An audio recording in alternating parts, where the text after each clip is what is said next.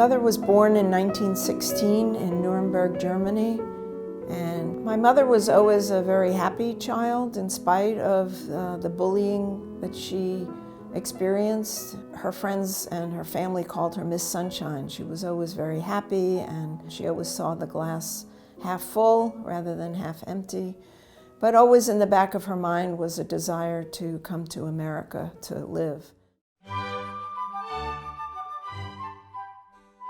My first personal and real encounter with Lottie was in San Diego, and I was so impressed with her personality. First of all, her sense of humor. She was always so funny, you know, and you could never say when her next joke will emerge, you know, and each time when I meet with her and I have another thought, idea, and another good memory of her and an insight into her and Howard's incredible life.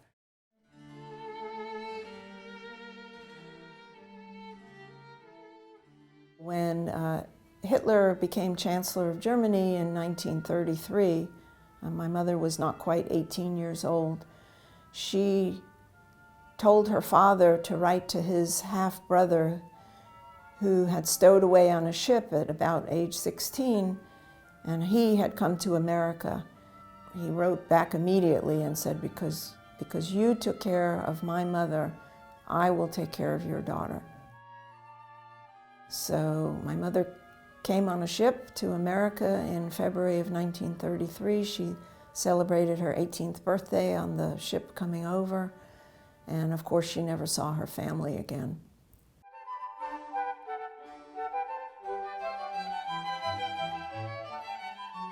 We actually became friends and family, and I feel like Lottie is part of my family, and I think she thinks the same of me. But what is really very remarkable is her love for the university and for what is being done here, and for what they have actually supported in the university, mainly water research, but not only. And I think for Lottie, these connections with the university and love for the university symbolizes her deep connection and love to the Jewish people and Israel in general. Because she had gone to vocational school and learned a real trade, she joined the secretarial pool of an international Wall Street firm, and she quickly rose to head that section. My mother was always very athletic. She played tennis and she skied and she rode horseback. And so she joined the Wall Street Ski Club, where she met Benjamin Graham. And Ben Graham was Warren Buffett's mentor. So my parents were introduced to Warren Buffett when he was in graduate school at Columbia University studying with Ben Graham. And that's how my parents got involved with Warren Buffett. My mother made a very nice life for herself in New York. She had a very good job, and she by then was in her mid-20s, and she was had a very active social life. She was highly in demand among the eligible refugee Jewish bachelors, especially those from Germany. When I first met Lottie and Howard, when Philip Gompers brought me to meet them, after 5 minutes, when I saw Lottie, I just fell in love. Such warmth, such sense of humor or tinkle in the eye. She and Howard, I sit there and I felt after 1 hour that we're kindred spirit about culture, about literature, about love, and about this commitment for the Jewish people. So my mother had made a very nice life for herself. She was 26 years old, and she had been in New York since the age of 18. And one February, she was invited by her cousin to his and his wife's home to a party on a Friday night, but she was supposed to go skiing that weekend. But her cousin Willie said, no, you must come to this party. I want you to meet my landlord. Uncle Willie was an ophthalmologist who sublet space from a dentist by the name of Lottie Marcus, who later became my father. So my mother reluctantly changed her weekend plans and she went to this party.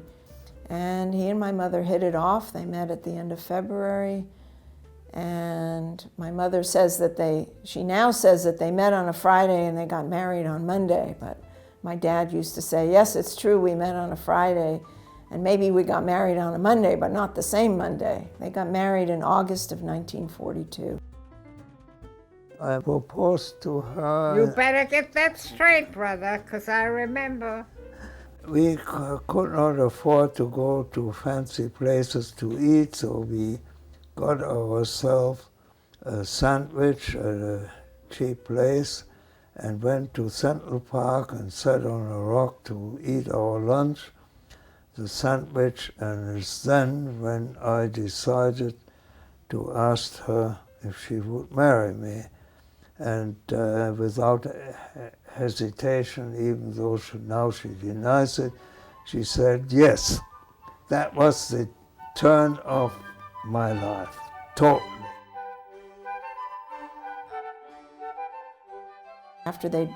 When they had been married for 7 years, they finally could afford to have a baby, which my father wasn't particularly interested in, but my mother was, and women always win. So my mother got pregnant with me and they moved to the suburbs where I grew up. When my mother got married, she didn't know how to cook at all because her mother had not allowed her in the kitchen. She was very bright and very determined, always, and she taught herself how to cook, and by the time I came along, 7 years later, she had become a very good cook, and she always put a 3-course meal on the table every night for dinner when my father came home from the office. And they took care of each other. My father provided the income and the stability and great love from my mother. And she made a home for him. And he really appreciated that. I never met people like Lottie and Howard all my life. Such union of man and wife, such generosity of spirit, such culture and discipline. And when in my office as president, I have their picture, always when I had weak moments in my life, and there are tough moments when you are 16 years president, I look at this picture and I said, these are the people to follow and who I am to complain. As I said, they lived for so long, they lived meaningfully, they lived with love and with such modesty.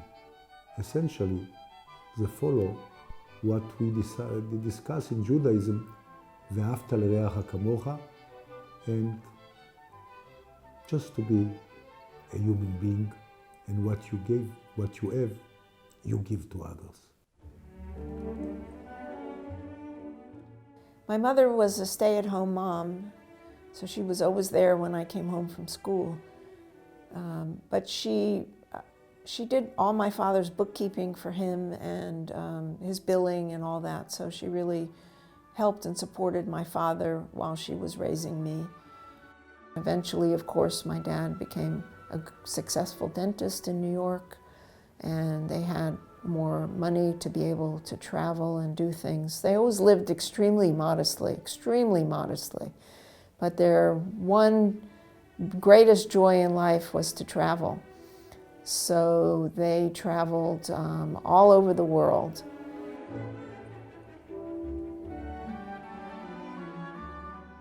My parents grew closer and closer as the years went on. They were very compatible, and Their marriage endured until my father died at 104, and he was 33 when they got married. So they were together about 72 years. I used to be alone, single and negative, and her disposition being one that is just the opposite. She was cheerful, happy-go-lucky, optimistic, and had a good sense of humor. And before I knew it, I realized after I met her, before I even was married to her, that the first time after so many years, after being a small child, I smiled again. I had never smiled. You laughed. I taught you how to laugh. And everybody who saw them said, you know, what a remarkable couple they were. And when I got married to my husband, Harvey, my father made a little speech and he talked to Harvey and he said, lots of people ask me, what's the secret of success to a long and good marriage? And he said to my husband, Harvey, there's only two things you have to remember. Never say no and never ask why. And if you do those two things, you'll have a good marriage too. And we do. I grew up on Long Island outside of New York because my father's dental practice was in New York. But my father retired at about age 60, and my parents moved to Southern California because it was warmer there, and the landscape reminded my father of Italy, which he had loved but had had to flee when Mussolini and Hitler made their pact. So they retired to San Diego, and they lived in a small, modest, two-bedroom home. But as they got older, my father was about 95, I think, they moved to the casa, and they would often be seen holding hands and walking around the grounds of the casa. They had a little circuit that they made, walking every day together, and they really spent the last 10 years of their lives really together almost all the time. They didn't really do any or very few activities separately. People who saw them could see how devoted they were to each other. And my mother developed macular degeneration and she became legally blind. And the less she could do, the more my father did for her. It is such a privilege, you know, first of all, for me personally, to know Lottie, to know this person who is, you know, part of my life and in a way really affected my life as well. But I think as a university we are very, very privileged of having, in the past, having Howard and definitely now having Lottie as friends and supporters. They both are incredible people. I have met many people in my role as a president, but very few like Lottie and Howard.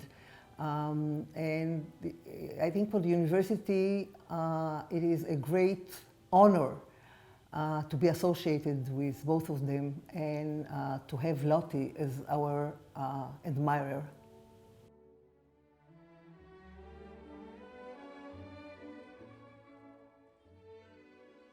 I also feel very much like I have a family at BGU.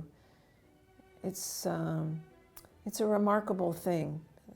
The students and faculty and staff at BGU are all like my extended family, and I feel extremely blessed to be involved with the university, and I know my mother does too. It's been a really life-changing experience for my mother, for my father, and for me.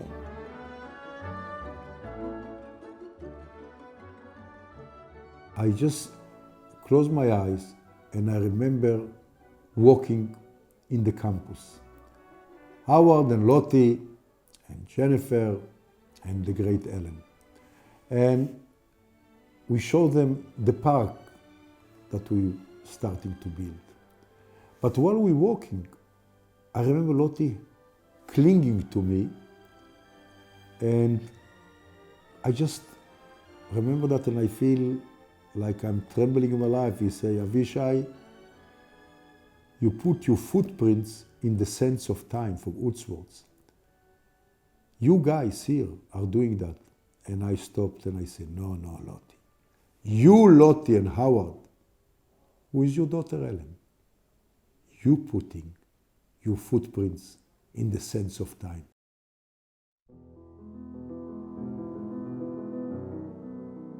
My mother's early life was a struggle, but with hard work and persistence and keeping her nose to the grindstone and with a lot of luck meeting my father and making a life with him, she really became successful and had a very long and happy life. So like my mother's struggle, BGU also has a similar trajectory. In the early days, BGU struggled. It was a hole in the ground. It had no money, it had no students, it had no faculty, but people persisted. They had a dream, and they, like my mother had a dream to come to America. The early people involved with BGU had a dream, and they worked hard and they persisted, and they made a great success. Look where BGU is today. Beersheba is ranked #1 in the world for the future of technology. It doesn't get any better than that. So there is this parallel structure between my mother's life and BGU's life, and perhaps that's not a coincidence.